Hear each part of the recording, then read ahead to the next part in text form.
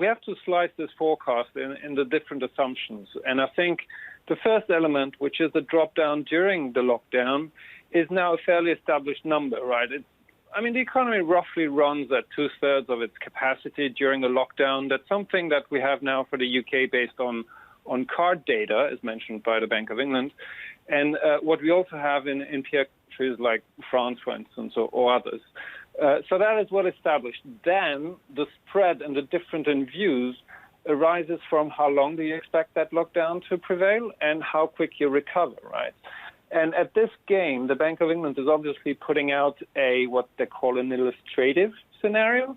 So it doesn't want to have its hands tied to this forecast, right? This is not a central forecast in the normal sense of the term.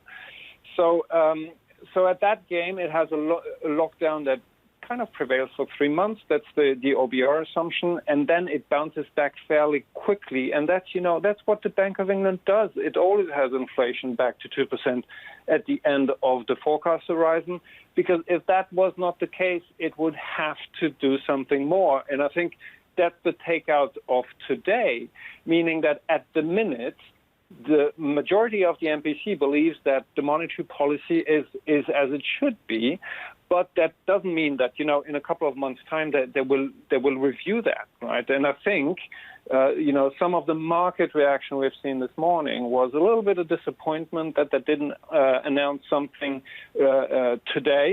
Some investors seem to be positioned for an announcement today already.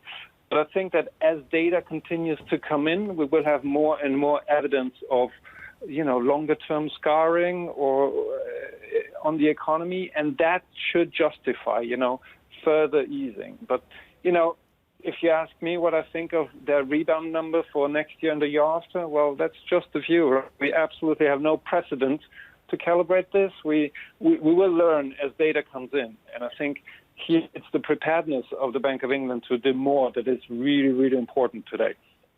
We are anticipating on Sunday that the Prime Minister Boris Johnson will give us some clearer guidance on when the restrictions here in the UK may be lifted and what the new normal looks like in terms of going back to work and social distancing.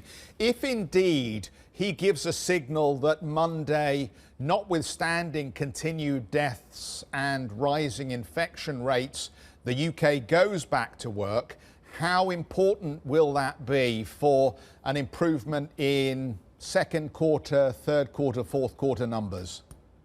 So listen, of what I saw and what has been leaked in the press, the kind of guidance is extremely cautious in the sense that the sanitary measures to be taken by employers to allow workers to go back to work are extremely stringent. And that basically means that if recovery there is, it will be very, very gradual.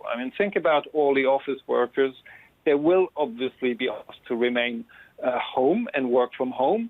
So here, what is at stake is really some sectors. Think about construction, think about facilitating the return of manufacturing production as well. So those might be the sectors the most affected, or at least the most supported, by the lift of the restrictions. But those are also relatively small sectors, right? Do you really think shops are going to reopen on Monday? Schools are going to reopen on Monday? I don't think so. That is going to come much later. So to answer your question on how relevant it is very relevant for confidence, right? For people to feel good. But it will take time, a lot of time.